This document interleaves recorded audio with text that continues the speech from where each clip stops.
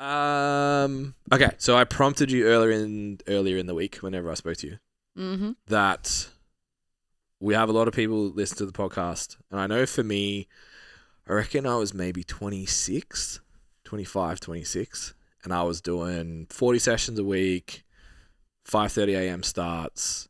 It was like 5:30 till usually a gap in the middle, but 5:30 till like 10:30. Train, go home, sleep, go back at 4, work till 8:30, go home, sleep, get to Friday lunchtime, hate the entire universe, stay in bed for a day and a half, enjoy my Sunday, and go back to work. And I was like, I'm going to be 30 in 5 years. At the time, I was in a long-term relationship, and I was like, by that stage, that's going to be like, I'm going to be in trouble if I'm not married and there's a kid and all that kind of stuff. I was like, this is not, I can't do this forever. And that's when I probably started treating business like business. Turns out I had another few years. 34 once LJ actually came along. But that's when I started to think about how do I structure things in a way that this is sustainable into my 30s. I know you had Parker obviously younger. Yeah. Were you conscious a couple of years before to go like, I need to set myself up to be able to do this? Or was it like... I definitely. So Parker was planned based on where I was at with my health, with my autoimmune disease. Yeah. But that was a shorter term plan. So that was brought forward by the fact that the timing was, I was one of the people that could use the closures of things to my benefit in 2021. So Parker was born at the end of 2021. Conceived when we thought everything was done at the end of 2020. Hey, we're free again. Yeah. No, you're not. Yeah. Enjoy that child in your house so you can't leave. But yeah, no, definitely. And I think that, so what you were saying with your schedule of PT and like what your days looked like, that was my 20 to 24. Yeah. That's what I looked like at that age. And then, you know, it got to a point where I was like, I can't do this long term because I'm just burying myself. Yeah. That's when I got on top of small group training. Yep. And learning what small group training was. And I went online in 2018. Yep. And had a hybrid model from 2018. Once again, like that was emails and spreadsheets and Instagram and Facebook messages. Yep. But you know, it was what it was then. Fuck. I used to get people to copy and paste prompts in a messenger chat. That was their check-in. Love that. Mine was done via email. Yeah. I did it all in emails for the most part because I lose everything. Well, so did I. So I definitely did. And it was more so, I guess, like for me, it was 2020, so it's not as relatable now. Yeah. But it was forcing everything to be streamlined. But the big thing that I didn't want to do it alone, in a sense that I wanted to work in a team environment. Yeah. But then having Parker made me realize that. So I don't know. It was like, interesting. So I had like a few spanners thrown in the works. But yes, planning to stay home with him and like not having to go back to work. Yeah. In like a face-to-face capacity. I chose to go to pick it up for a couple sessions a week. Yeah. For social interaction. I'm a very, very social person, which Ben and Jason are just on the other end of. Yeah. But yes, there was definitely a lot of work to... You said you realised that you wanted to be part of a team after Parker. Was that just like the emotional load of having your own thing? Like so I obviously worked like for myself. Like even when I worked at other gyms, I was like a sole trader. It was feeding into my personality type as well, but also the way that, and this is something that obviously we're in the parent side of things now, and something to really, really, really think about, especially the girlies. I'm an incredibly career-driven person, and I always knew that I wanted to continue working after Parker, but I also know how I wanted to raise my child, and that was not for me to put him into daycare from whenever I could and have somebody else raising him. So a very important thing for me, and still now at 2.5 years old, Parker goes to daycare for 2 5-hour sessions a week. The rest of the time, I have one day, one grandparent helps, and another day, another grandparent helps. Yeah. Otherwise, I'm raising my own child. Yeah. And time blocking, navigating a way to do that. I wanted to progress in my career whilst simultaneously wanting to be there for my child. And I was like, yeah. Plus, I needed people to bounce ideas off. And yeah, so I would have either gone into a course or like gone to look. Yeah. Yeah. So that's, I don't know, very different to you, I guess. Yeah. But because I knew that I'd be spending like 90% of the conversations I have at the moment are about trucks, dogs, farm animals. So having that social interaction is something that I knew that I was going to want as well. So my conversations are, am I still fun or do you just want mum? That's like, how close are we to you want food? Yep. So is like the metric of how awesome dad is. Yep. So if he's just eaten, You're dad's the the fucking best. You are Don't the care bomb. about mum. Yep. Like, no smiles for mum, no chats for mum, like he was earlier. Yep. Sitting on you talking to me. It's like, dad's the fucking best. Dad is it. And then over that 45-minute window, it's just like, you're less cool because there's boobs over there. Yeah. Agreed. Yeah. Yeah, it's interesting. Yeah, that's cool. I don't even know when I decided the team thing was a thing. I just thought I couldn't do it on my own. I was just like, and at the time, so dad's been admin since the beginning. Yep. Got business management experience. Very good in the back end, very system driven, the opposite of me in every way. I actually just heard very good back end then. I'm like, yeah, Michael with the dumpy. Get it. It's been doing those Bulgarians. And then just had a good working relationship with Jace and seems to, it's funny, man. So I listened to a book like last week about it's like the entrepreneurial myth. Yeah. That everyone thinks that they're an entrepreneur. Most of them are technicians that then try and open jobs because they hate their boss. Yep. And it's like, you need 3 types of people. You need the entrepreneur that thinks about the future. Yeah. Then you need the manager that really looks at the past mostly and looks at data. Yep. And keeping shit under control. And then you have the technician that thinks about right now, how does this work? How does it get done? Yeah. And the 3 of us just came together with that really, really easily. Yeah. So, yeah, I think I didn't wake up and be like, I need a team. Well, let's take a step. We'll go before the team thing then, like, and how we planned it, because I didn't just like knock on the door and be like, well, I mean, I did tell you that I was going to work here.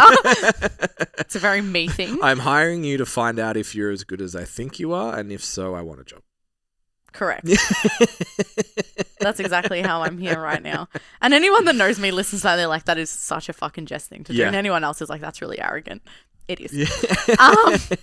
I am. And but she did.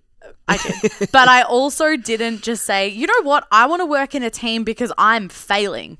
Yeah. I had a nurtured audience that you brought a ton of value. I could bring something. So if someone else is like, fuck, do I need to work with other people? Cool. Okay. So what is in your backyard? Like, what do you have to take over? So I had a very loyal following of people, like a nurtured audience. I had my own clients. I was already running like workshops, and I was already doing all of these things whilst being a mother that I had done over the years.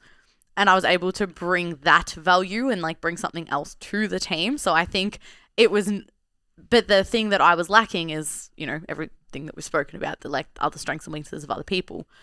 But yeah, I think that if I was to go back and do it again for myself, like what's a question that you would have asked yourself? So mine for me would have been, what is the first year? So 1, financial forecast, like how much time do you want to take off? Do you want to take off?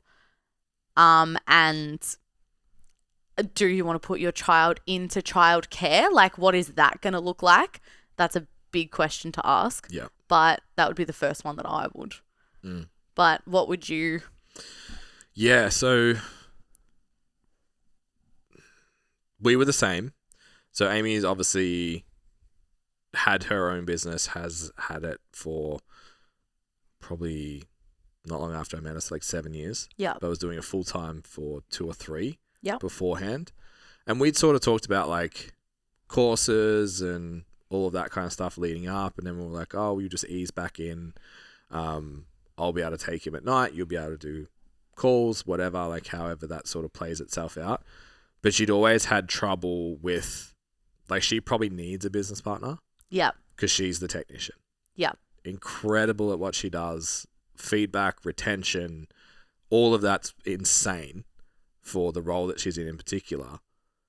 But fucking hates social media, Yeah. hates creating content, hates doing all of that stuff. So she probably needs someone to come in as like with that entrepreneurial kind of idea. Like, you're the talent, let me build the thing. So once LJ came along, she ran one workshop for one of the standout PT team. And I think it started at 6:30. So I was like, I'll take LJ for a walk. Usually takes 5-10 minutes to get him down. So I left at 6:20. Intent, go for a walk, maybe 15 minutes, he'll be asleep. Come back and I can chill out. So he screamed on that walk, like that, like painful, horrible scream. Yep.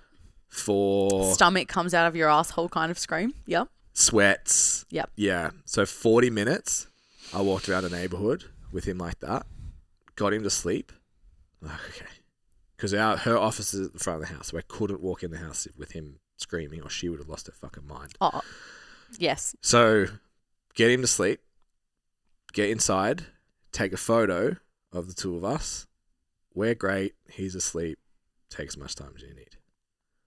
10 minutes later, he woke up.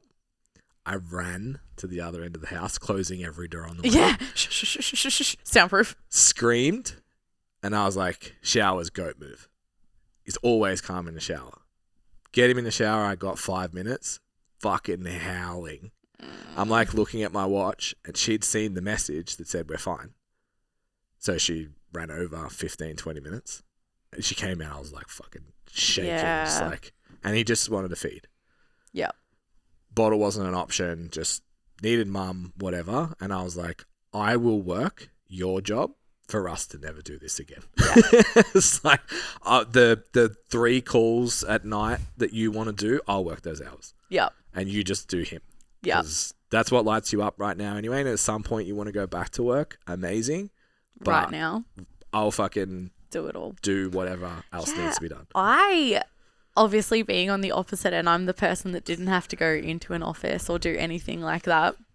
But I'm just trying to like think, I'm like, wow, how do we approach this from a practical advice thing for people? And I can't believe we have just like not even mentioned this one thing yet. If you want parental leave payments, can you please make sure your books are in order? Yeah, because for you to even have like any opportunities to have this downtime initially to even start planning for what work's going to look like after that. Yeah. For fuck's sake. And they'll pay it late. Oh, they will pay I it. think we got ours like week 6.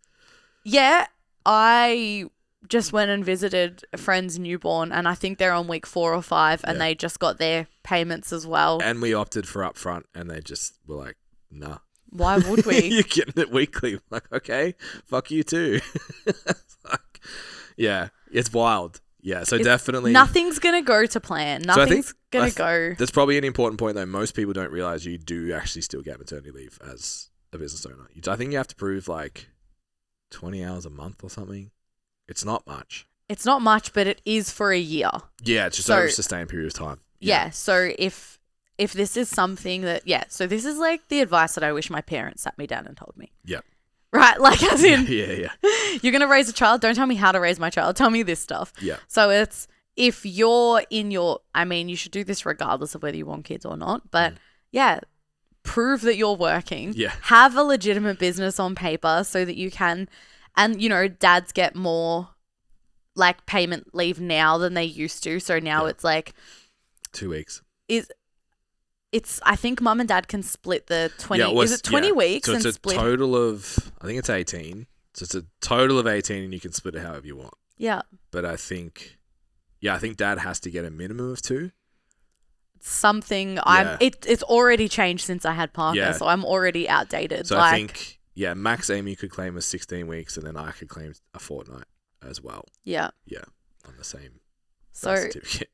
it's looking at that and being like, how do I prove that I have worked somewhere for 12 months? Yeah, Because you don't want to get to a position where you and your partner get comfortable and things happen, and then you're like, that's only 6 months of work on paper, and then you're not entitled to any payments. yeah, So making sure that everything, there are Yeah. so many, like, even just cheap ways, like Zero, Henry, like all of these like cheap ways to just have track record of that. the fact that your business exists. Oh Yeah. my God. Another reason to Just- not take cash and to not do like bundles and bank transfers and all that shit. Like Your to bit- actually run a business. Yeah, your business is only, worth what you get paid every week continuously ongoing. Like, Yeah, so that would be the biggest thing. So if you're going to want payments and you're going to want that option, your life, being a business owner is not this like life sentence where you can't go on holidays and you Yeah. can't have kids because I'm not going to be able to have time with my children. Like, Yeah. organizing that. So one, you've got a business. When you came back to work, did you tier like your workload back? Did you scale it Yeah. back? Yeah. Yeah, How did so- you do it? I had 2 weeks totally out of office. Yeah. And then I had 2 weeks clients only. So like check-ins, podcast, like just normal week to week stuff. Yep. And then after that, I was like, and stand out. And then after that, I was like, okay, now I'm back at work. Yep. And this is just back to kind of normal, whatever that was. But yeah, I think just thinking about that, the hardest thing from a dad's perspective, and the other dads I've spoken to have said the same thing, or like partners have said about their husbands and stuff, the tear between being the provider and being present, it's like so tough.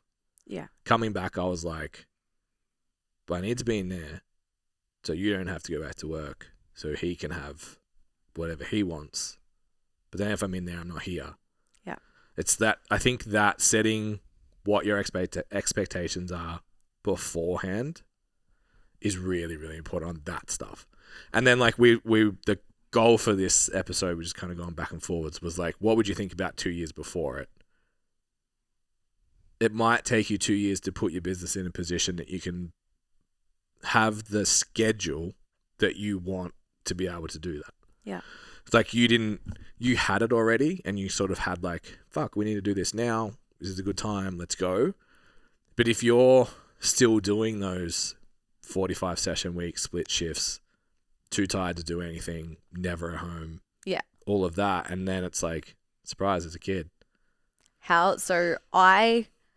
So I had to change those schedules because of chronic illness. Yeah. So the Yeah. first thing that I did, so we can actually give this advice, was I looked at all of my clients. I legitimately wrote their names out. So I was really busy as a face-to-face trainer, like we had the same story. But like I put all my clients down, looked at it on paper. I used to run like events where it would be like, because I worked out of a Good Life and it's like, okay, cool. Like I'm going to be training at this time. Anyone that wants their deadlifts looked at, let's deadlift this week. Yep. I'm squatting this week. I'm doing this week. And then I would do like, let's do coffee after. Yeah. Because I worked in a shopping center. So I would do that. And then my clients kind of started, Yeah.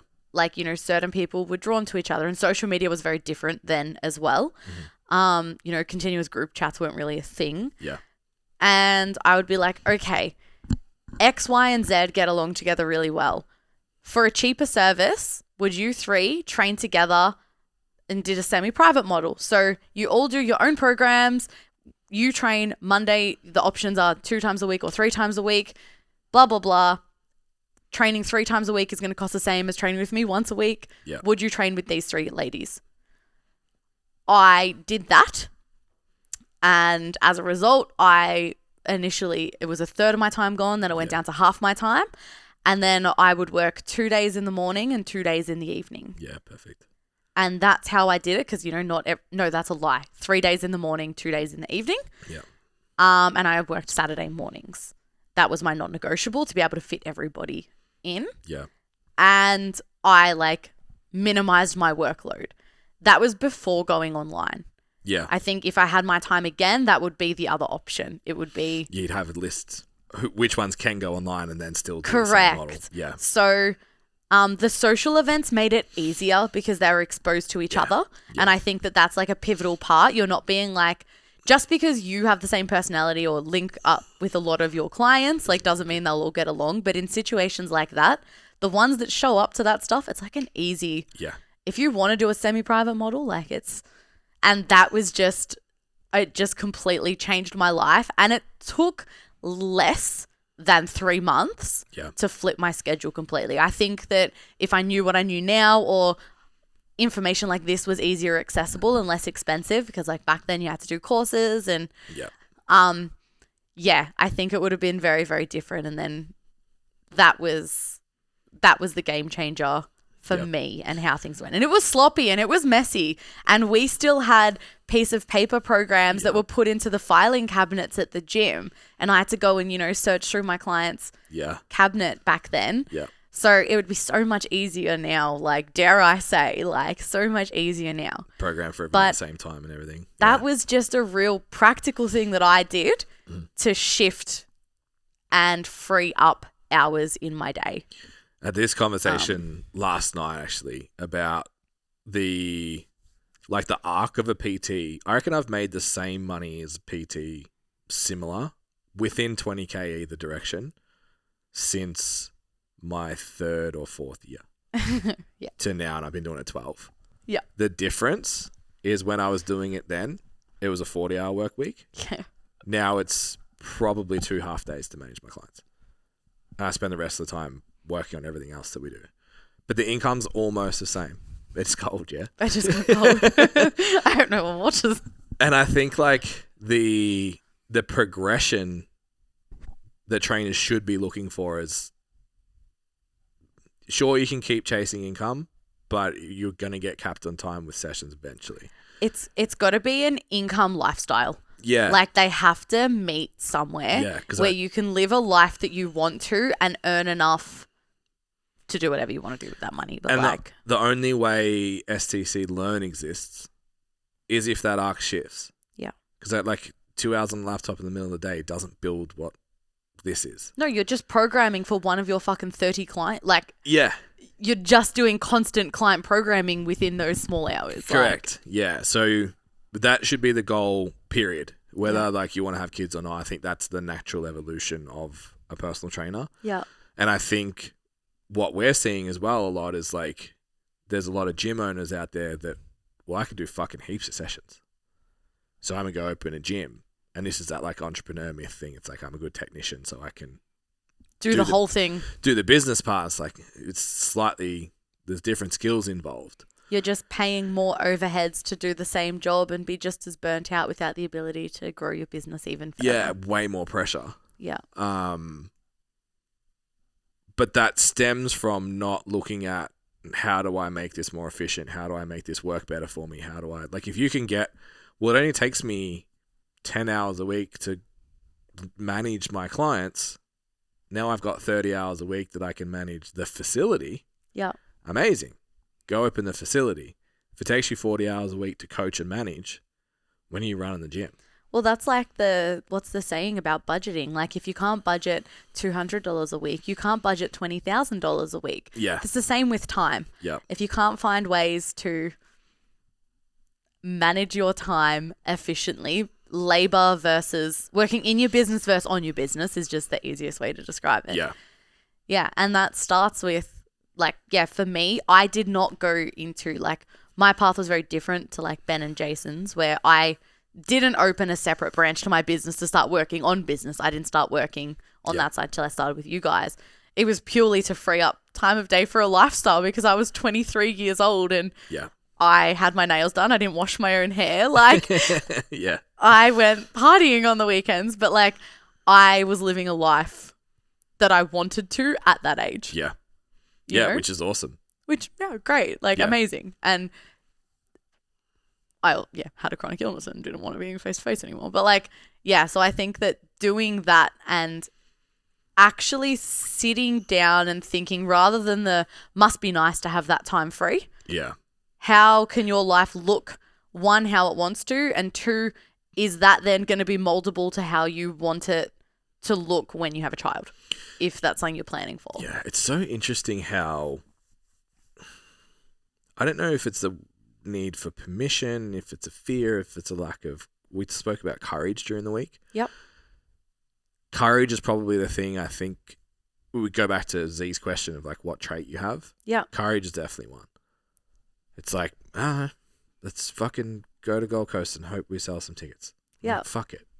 That's the worst that can happen. What's the worst that can happen? Yeah, the Um, potential of achieving something is far greater than. Yeah, and that having the courage to be like to make a call, to make a decision, and to remove barriers that you're setting for yourself. So I don't want to sound like the fucking annoying old guy.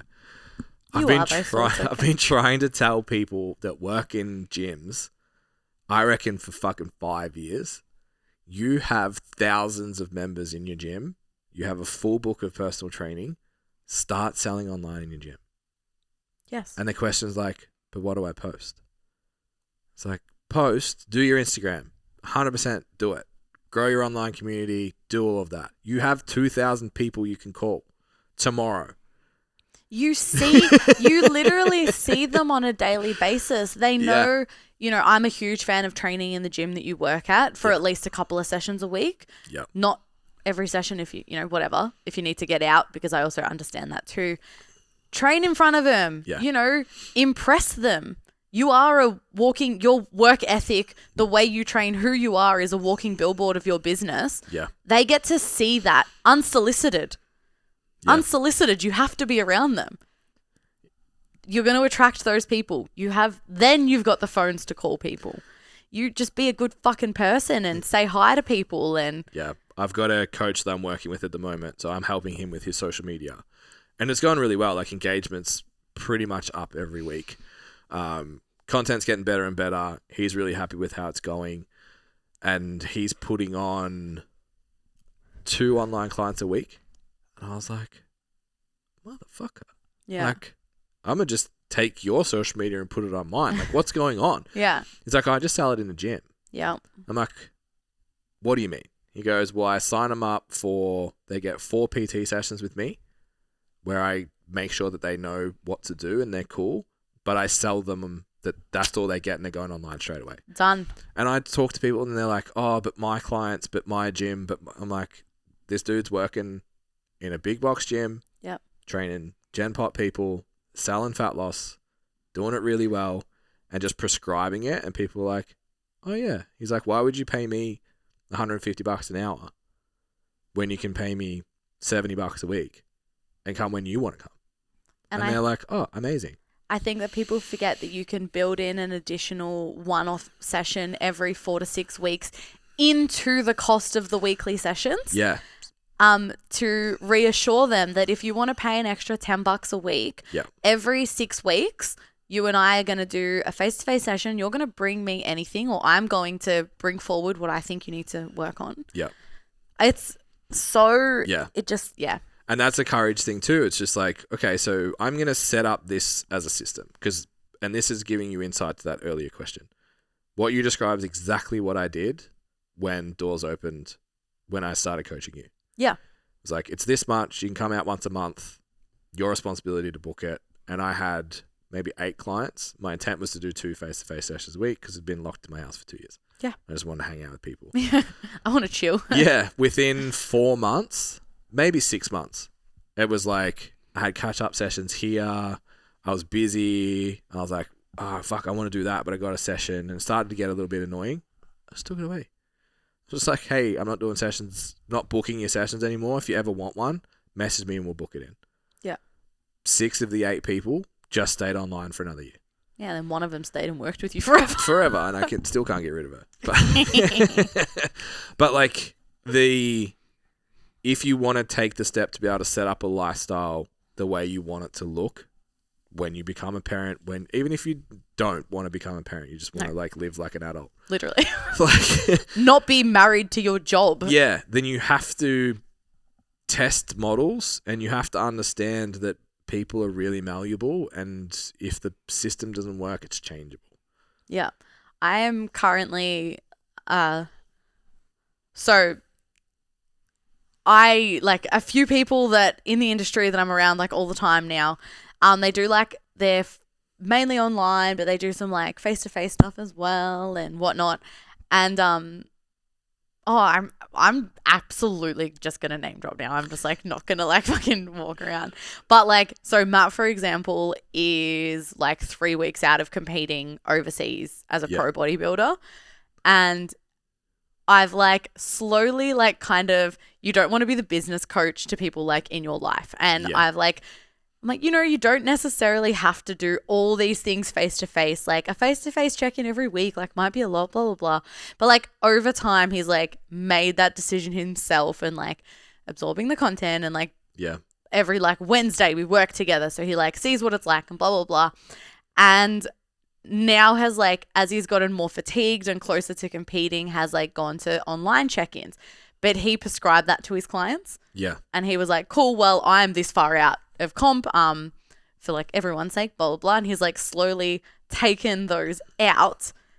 And he's like, I've got so much time in my day now. Yeah. And I was like, yes, King. Like, yeah, you do. He's like, I'm going to make changes in my business. Yeah. Like after this trip. So, you know, he's already a parent, so it wasn't like parenthood that like had changed that aspect for him, but it was like something came up and he was like, no, this isn't fitting my lifestyle right now. But it truly is that easy to make a decision, and your clients that are worth staying will stay. Yeah. And if they are confident enough in the service that you provide, the results that you get them, because that's all it comes down to at the end of the day. Yeah. They're going to stay. Yeah. You can make those calls, have the courage to make that change in your business. Yeah. And it's actually going to be okay. I went from an all girly, everyone knows how I talk, what I'm like, super hyper feminine in my presence with like my language in my content. And I had to sit down with my clients and be like, so I'm moving to a business with 2 guys. Yeah. 2 meatheads. And like everyone's like, well, if you like them, I'm sure we will. They've had no issue with people showing up at photo shoots. I've had the most amount of clients like bulk in person. But like if your clients trust you, and at the end of the day, you know, I've never met a coach that's gone on holiday and their clients have been pissed off. Their clients are like, babe, you deserve it. Yeah. Right? So all of these things, if you've got that solid foundation, you can make these changes. You don't have to explain everything to your clients, but you do have to explain how it's going to benefit them. Yeah. And if you can phrase it in a way that adds that value to them, I'm going to be more present. So, hey, we're moving to WhatsApp so I don't miss your Instagram notifications and I can give you a good quality response. Great. Yeah. Hey, we're going to move into these style of sessions because this time slot is one that you've preferred for so long. Mm-hmm. So, you know, you're going to be sharing. It's more cost effective. You've been talking about, you know, the current cost of living. It's your ideal time slot. There are going to be people around, but you still get me watching you for 3 sessions a week instead of 1. Yeah.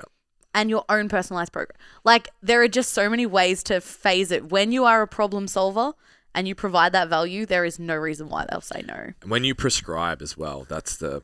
You're the expert. Being able to be like, this is what we're going to do and here's why. There's so many things came to my head while you were saying all that.